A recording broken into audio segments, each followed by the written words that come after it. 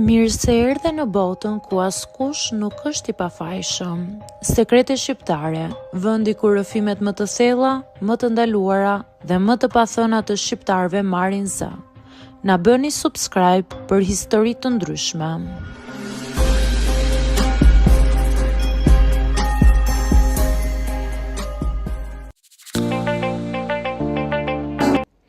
Kjo është një histori që nuk do ta kisha ndarë kurrë. Po ndoshta, tani është koha. Nuk është e lehtë të pranohem për atë që jam. E di se do të më dënohet shpirti që kam brenda, por mund të them me siguri që ky sekret më ka marrë shumë më shumë se sa mund ta imagjinoja. Më mirë të filloj nga fillimi, ndoshta mund të kuptoni pse nuk kam mundur ta ndaloj veten. Linda është motra ime. Ajo është gjithçka për mua. Jeta ime ka qenë gjithmonë rreth saj dhe e di se ajo më ka dashur gjithmonë. Ndërsa kalonin vitet, ne u rritëm shumë të lidhura, më shumë se motra, ishim shoqe, mbështetje, gjithçka tjetër që mund të kërkoni nga një marrëdhënie familjare. Ajo ishte gjithmonë e shoqërueshme, e drejtuar dhe unë isha më e tërhequr, por gjithsesi, gjithmonë gjeja forcën tek ajo. Kur e filloi të dilte me Andin, nuk mendova se kishte ndonjë gjë të veçantë. Ai ishte i qetë, serioz, por gjithashtu i kujdesshëm për të. E vlerësoja që ishin kaq të lumtur së bashku dhe gjithmonë i thosha vetes se ai ishte një djalë i shkëlqyer.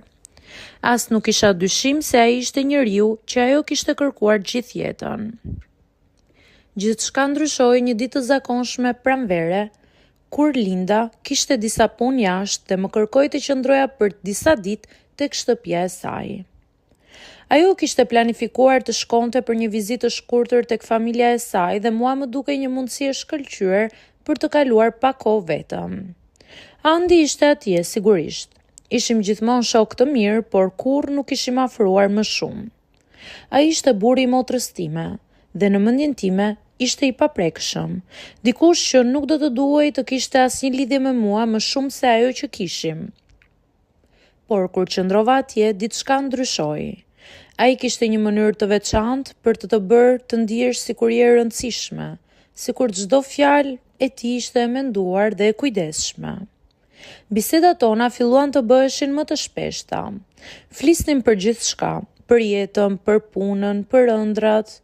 Ajo që më bënte të ndihem e veçantë është se ndryshe nga të tjerët, ai më dëgjonte me vëmendje, pa ndihmuar apo pa më dhënë një mendim të menjëhershëm. Në ato momente kur ai fliste, ndihesha sikur ishim vetëm ne të dy. Kjo më përplaste në një botë tjetër.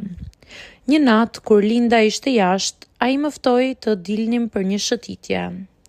Në atë moment nuk mendoja se diçka do të ndodhte.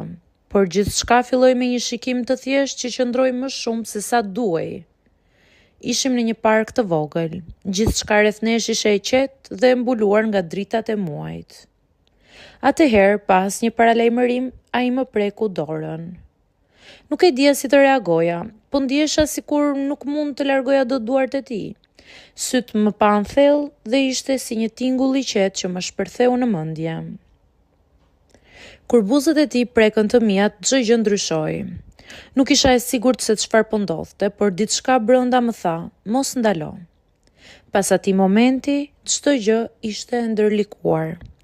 Te puthja edhe deri më tej, arrita që burrin e motrës time ta bëja diçka më afër. Ndihesha sikur kishte ndodhur gjëma. Të nesërmen, Linda u kthye. Sytë e mi ndiheshin të mbushura me një ndjesi të çuditshme, por gjithçka që mund të bëja ishte të mbaja të fshehur atë që kishte ndodhur. E dinim që gjithçka kishte kaluar dhe po vija në vete, por ndihesha si një e huaj. Takimet me Antin vazhduan, të shkurtra, të fshehta dhe gjithmonë me një ndjenjë përgjegjësie. Ai më shihte si një grua tjetër, jo si motrën e gruas së tij, dhe ai e dinte se çfarë po bënim. Por ishte një forcë që na tërhiqte. Dhe çdo herë që ishim të vetmuar, ajo forcë na shpërthente. Gjërat vazhduan të bëhen gjithnjë e më të vështira. Linda filloi të pyeste shpesh për Andin, për marrëdhënien e tij me të, për çdo gjë që lidhej me të. Ndihesha si një varg që po mbante një barë të madhe, duke ditur se çdo fjalë e gabuar mund të shkatroj gjithçka që kisha ndërtuar. Por nuk mund të largohesha, nuk mund të ndaloja. Kisha rënë thellë në diçka që nuk kishte kthim. Dhe e gjitha kjo ishte një ndjenjë e humbur, e gënjeshtërt dhe nuk din nëse do të ndalesha ndonjëherë. Të gjithë e dim se sekreti ka një mënyrë për të dalë në sipërfaqe. Ndoshta ajo gjithmonë ashtu si e presim, por më shpejt se sa ne e mendojmë. Për mua, ndjesia e tensionit ka qenë gjithnjë aty, gjithmonë duke më rënduar si një barë që po më shtypte gjithnjë e më shumë. Të jetosh me këtë sekret çdo ditë është një ferr që nuk mund të shpëtosh dot. Ka pasur ditë që ka menduar se nuk mund të vazhdoj më. Më ka shkaktuar dhimbje të mëdha që i fshija për një kohë të gjatë, duke u përpjekur ta mbaj për vete. Më ka shkaktuar ankth, vështirësi dhe një ndjenjë faji që nuk mund ta përshkruaj. Por nuk mund ta ktheja pas, dhe çdo herë që shikoja Andin, më dukej se ai ishte po aq i ndikuar nga kjo situatë si unë, dhe gjithçka që mund të bënim ishim të vazhdonim fshehtësim për këtë marrëdhënie të ndaluar. Një ditë, pas disa muajsh që ndihesha e ngarkuar, dikush qëndroi në derën time. Ishte Linda. Sytë e saj të shqetësuar, fytyra e mbushur me dyshime, më bën të ngri në vend. Nuk e dija se çfarë priste, por e ndjeva se ky ishte fundi. Kam dyshime, më tha ajo duke mbajtur frymën. Po ndodh diçka që nuk e kuptoj. Ti dhe Andi ka diçka që nuk është si më parë. Zëri i saj kishte një ngjyrim shqetësimi dhe unë nuk mund të shija që ajo po luftonte me veten për të thënë atë që mendonte. Për një moment ndjeva se do të shpërtheja. Ajo dinte gjithçka. Po, ndoshta ishte një instinkt i motrës, një lidhje natyrshme që ajo kishte me mua, që më kishte ndihmuar ta kuptonte këtë të vërtetë të tmerrshme. Ishte momenti që kisha frikë se do të vinte. Ajo mund të më kërkonte të tregoja gjithçka. Mund të humbisja gjithçka që kisha ndërtuar, dhe e dija që kjo do të thoshte se marrëdhënia jonë do të shkatrojë përgjithmonë.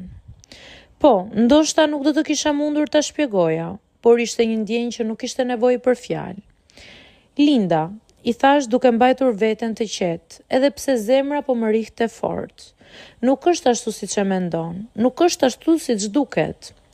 Ajo më pa për një moment dhe me një shikim që i thoshte gjithçka, por nuk tha asnjë fjalë tjetër, vetëm heshtje. Më në fund, ngriti kokën dhe më tha me zë të ulët. E di, por do të më duhet të përballem me këtë. Do të flas me Andin. Dhe ajo shkoi. Nuk e di sa minuta kaluan, por ndihesha si një jetë e tërë që po më kalonte përpara syve të mi. Çdo sekond, çdo frymë që merja ishte gjithçka më e vështirë. Dhe pas një kohe, kur i hapa syt, ai ishte aty. Andi. Ai nuk e kishte të vështirë të kuptonte ndjesinë që kishte brenda tij. Ishte e dukshme që ai po ndihej aq i humbur sa edhe unë. E dija që kishte marrë një vendim dhe ai e dinte se çfarë po ndodhte. Duhet të ndalojmë, më tha me zërin e tij të shtrënguar. Ky është një fund që do të shkatrojë gjithçka. Ne duhet të përballemi me pasojat. Ai kishte të drejtë. E kuptova atë që kishim krijuar, nuk mund të ndodhte më. Pasojat ishin fatale, të pashmangshme.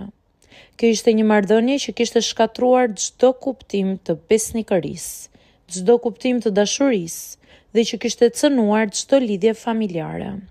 Ne nuk mund të shpëtonim nga ajo që kishte ndodhur, por mund të përpiqeshim të shihnim se si të shëroheshim nga kjo dhimbje. Ai mori përgjegjësinë e tij dhe unë e pranova. Linda e mori vesh. Ajo mbajti veten të fortë. Pas asaj nuk ka pasur kurrë një moment të lehtë, por të dy kemi vazhduar jetën, secili duke mbajtur pasojat e vendimeve tona. Nuk mund të kthehemi pas, por mund të përpiqemi të jemi më mirë. Tani, kur e mendoj atë që ndodhi, ndjej një lloj qetësie të hidhur. E di se nuk mund ta fshij atë që ndodhi, por jam e gatshme të përballem me jetën dhe pasojat e saj. Ndoshta ndodhi kështu për të mësuar se nuk mund të luash me zjarin pa u djegur. Ndoshta ishte çmimi që duhej të paguaja për të kuptuar se dashuria nuk është gjithmonë e drejtë dhe as marrëdhëniet nuk janë gjithmonë të thjeshta. Por gjithsesi, kjo është historia ime. Kjo është ajo që unë kam jetuar. Dhe ndoshta është një mësim që do më shoqëroj gjithë jetën.